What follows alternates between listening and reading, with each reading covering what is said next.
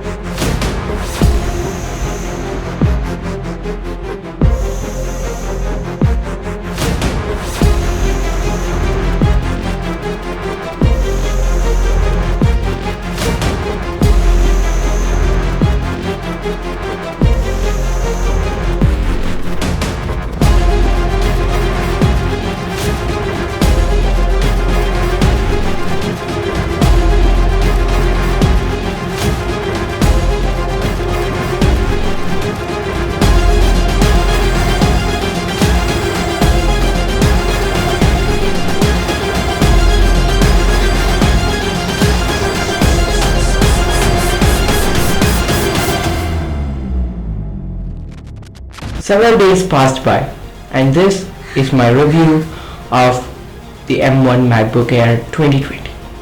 As you all know, I have been using this machine for the past 4 months. These 4 months I overall enjoyed a lot, but that doesn't mean that I did not face any problems.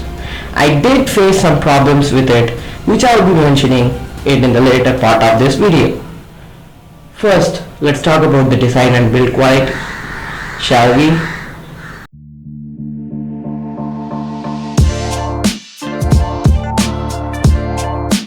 So to start off with the design, I really like the minimalistic design which feels and looks premium, and the build quality especially is phenomenal. It was fully made up of aluminum alloy which is 100% certified recyclable. At the bottom we get 4 pads to hold it rigid at the ground, which does awesome job in keeping the MacBook in a proper position. Coming to the overview of it, has a headphone jack at the right side and 2 Thunderbolt Type-C ports at the left side. Talking of the Thunderbolt port, I gotta say it's right, and read speed I got it around 2075 Mbps per second of write speed and 2781 Mbps per second of read speed. For people who don't even care about benchmarks, this shows that this machine could be able to transfer your files quickly. For those who care about its weight, it weighs 1.27 kg, which is quite good for a 13-inch entry-level laptop. Talking about the hinge, which is rigid and strongly built. Here comes the cons that I hate about this design. Even though it looks aesthetic, I really deserve more ports for my workflow. It seems that even the M2 MacBook won't even get any useful ports except the MagSafe, which is really sad.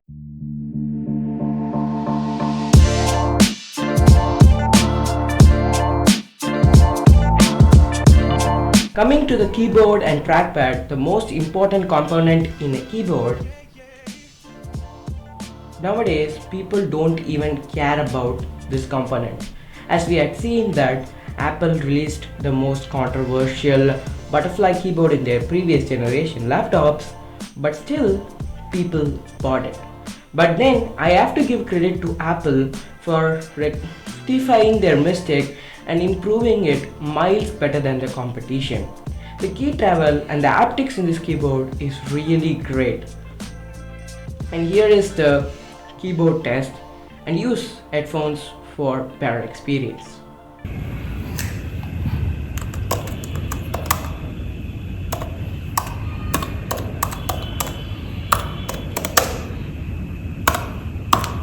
trackpad is also improved as it made me forget the fact that display doesn't come with a touch screen. The trackpad is really responsive and built in with haptic motor for better experience, which is quite awesome.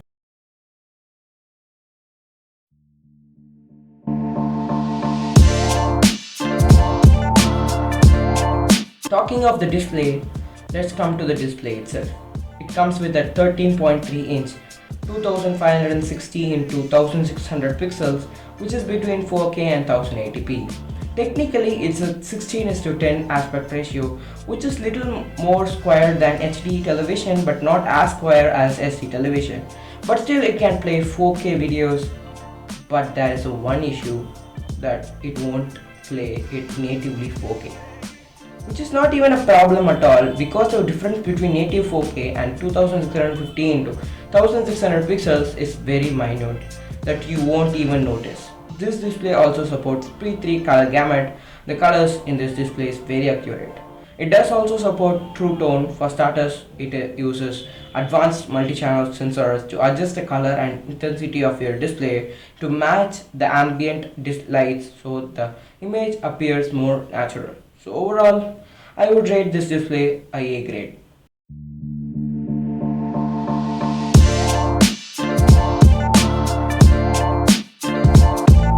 So now let's talk about the talk of the show, the M1 processor. What is M1? Why this much hype for this M1 processor? Is this whole hype worth it? I'm gonna answer all these questions one by one. First of all, what is M1? M1 is an ARM-based chipset made by Apple for iPads, Pros and MacBooks. So, M1 is made by the ARM architecture, which stands for Advanced RISC, which is Reduced Instruction Set Computing. For those who can't understand this term, it's simply a simplified form of x84 architecture which is being used by Intel and AMD. This means that M1 can run more battery efficiently. At the same time, it can produce more performance out of it. That's why it comes with this much of hype with it. So now let's come to the next important question. Is it really worth the hype? If you ask me personally, it's a big revolution in the PC market. We showed the whole PC market a new way. According to me, this hype is really worth it. So, how good is M1 in day-to-day scenario? As you have seen, I have been using this machine for the last 4 months. For now, my workflow has been fastened up due to this processor. That doesn't again mean that I haven't faced any problem with it. As when I made this machine to run in an extreme condition where it can't roll it really throttles. Like as you guys know, I edit in 4K. Also, I grade my videos by myself. So after grading and adding more layers makes this machine really slow. Not only that, if you are following me on Twitter, you might have known that I am learning 3D modeling using Blender. When I tried to view my render real time, I wasn't able to use Cycles codec, which is a more powerful codec as compared to EV codec. If you don't want to hear any of the stuffs, what I can say you guys is that M1 could tolerate medium workflow pretty easily, but when you put it in an extreme condition, it may not be able to tolerate.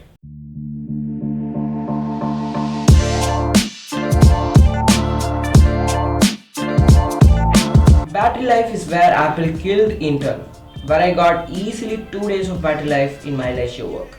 Even throwing some complex work over it, it can finish without losing a lot of battery percentage, which really surprised me. Also coming from a Windows laptop powered by Intel processor, where I have to plug into the power adapter to get the most possible power from it. Here I am getting the fullest performance on battery itself, which just blew my mind. Obviously, you can push its battery life to the maximum. Also, I got a shocking of 12 hours of screen on time, so overall battery life is just another level.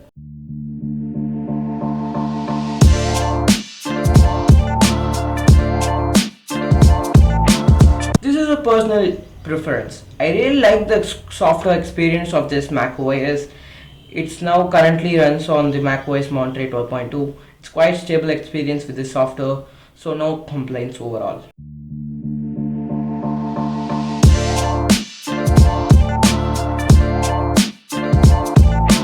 Things I hate. Yes, there are still some things I hate on this machine. First annoying thing I faced is the replacement of two Type-C ports at the left side. Sometimes when I have the power adapter at the right side, it's quite frustrating to bring it all the way to the left side. Second thing is that it supports only Wi-Fi 5, not the latest Wi-Fi 6E. So when I switch between networks, it takes quite a long time to switch, which is quite annoying when I'm switching networks during my online classes. Third thing is that it only supports Bluetooth 5, not the latest Bluetooth 5.2, so you cannot have better Bluetooth connectivity. Next annoying thing is that unavailability of support of touchscreen and Apple Pencil. This is just my personal opinion, but yeah, if touchscreen and Apple Pencil support has been there, it would have increased the capabilities of this machine.